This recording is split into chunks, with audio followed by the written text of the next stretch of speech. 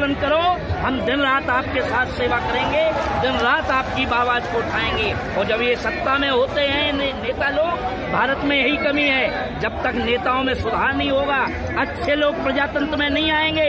अच्छे लोग तो चुनाव नहीं जीत पाते हैं, उनको टिकट नहीं दिया जाता है। आज दोनों पार्टियों ने डाकुओं को, जिन पर 100 अपराधी प्रकरण चल रहे हैं, उनको टिकट देते हैं। बाहुबली सत्ता पर बैठे हैं, ना कि आम जनता के समर्थक।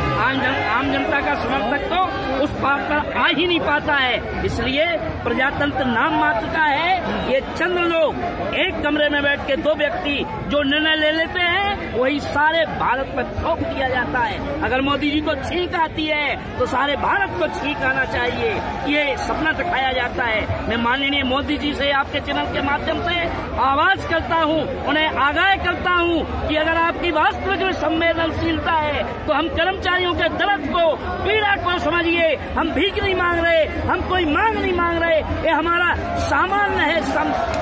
हमारा जो है सम्मान है, हम अपना सम्मान वापस चाहते हैं। जो संविधान में लिखा हुआ है, हमें परिवार पेंशन दीजिए। और यही कारण है, अगर आप परिवार पेंशन देते हैं तो वो दिन दूर नहीं कि आपने के सपने भी पूर्ण होंगे। और अगर हमारे कर्मचारी को आपने आज के दिन नहीं सुना तो आप गांठ लगा लीजिए, आप भी इसी सड़कों पर जाएंगे, इसी सड़कों पे हमारे साथ धूल चाटेंगे। एक कर्मचारी का वादा है। अगर आपकी बात को नहीं माना जाता, 5 दिन से लगातार जन सैलाब आ रहा है, तो अगला कदम क्या रहेगा? हमारा अगला कदम होगा, हम सरकार को ईंट से ईंट बजाएंगे और इनको हटाएंगे।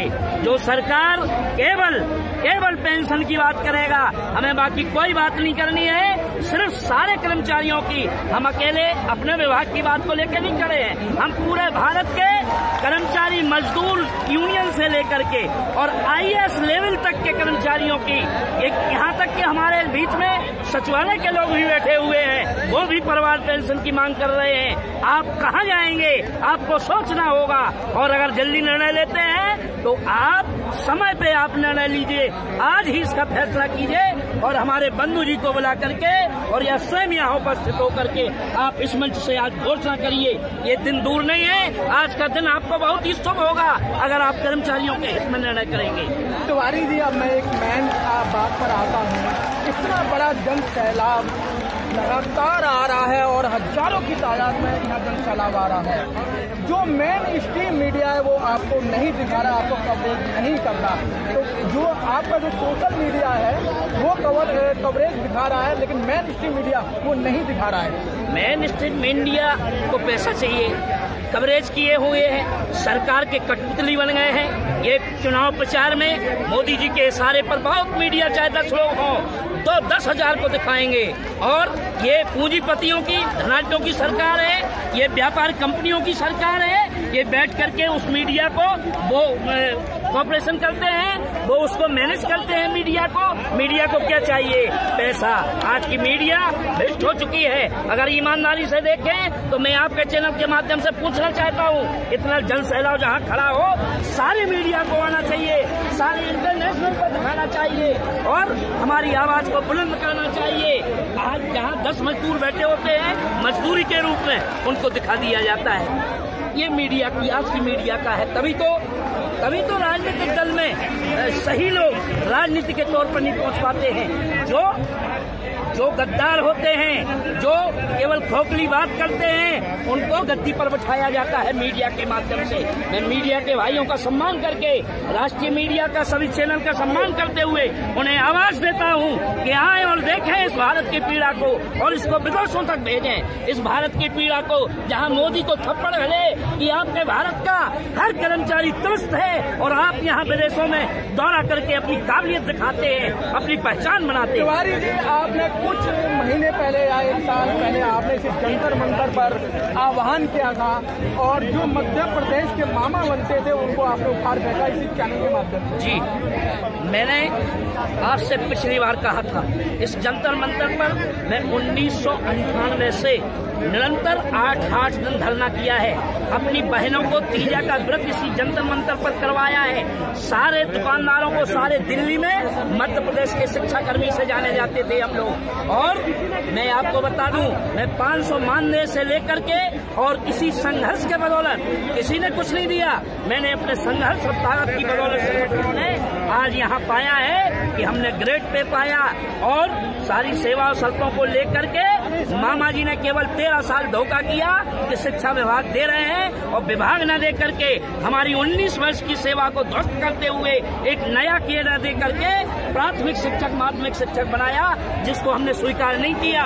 और कांग्रेस ने वचन पत्र में रखा था माननीय कमलनाथ जी ने कि हम आपका सत्ता में आते ही किसानों की ऋण माफी के साथ वचन पत्र को पूरा करूंगा, लेकिन वो भी अपने वचन पत्र को भूल रहे हैं। उन्हें फिर से याद करना चाहता हूँ, अगर सांसद की सीटें चाहिए तो एमपी के मुख्यमंत्री को भी चेत जाना चाहिए कि हम ही लोगों की बदौलत शिवराज सरकार उपड़ी है। और अगर आपको सांसदों की सीटें चाहिए तो हमारा अगले कैबिनेट में सीधा शिक्षा विभाग, केवल शिक्षा विभाग 1994 वाला आपको देना होगा, और आप उस पर तत्काल निर्णय करिए।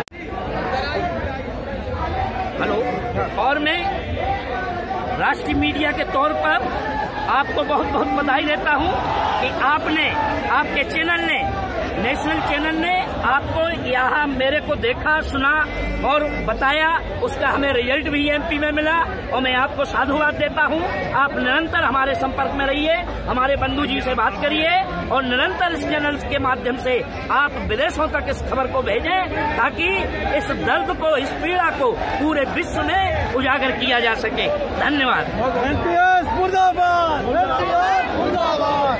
OPS जिंदाबाद, OPS जिंदाबाद, OPS जिंदाबाद, OPS जिंदाबाद, OPS जिंदाबाद, OPS जिंदाबाद, OPS जिंदाबाद, OPS जिंदाबाद, OPS जिंदाबाद, OPS जिंदाबाद, OPS जिंदाबाद, OPS जिंदाबाद। जहाँ भी जाए OPS, OPS, OPS, जहाँ भी जाए OPS, OPS, OPS, देनी होगी, देनी होगी, OPS, OPS, देनी होगी, देनी होगी, OPS, OPS। मोदी जी जरा होश में आओ, होश में आओ, होश में आओ। मोदी जी तुम होश में आओ, होश में आओ, होश में आओ। होश में आके बात करो, बात करो, बात करो। होश में आके बात करो, बात करो, बात करो।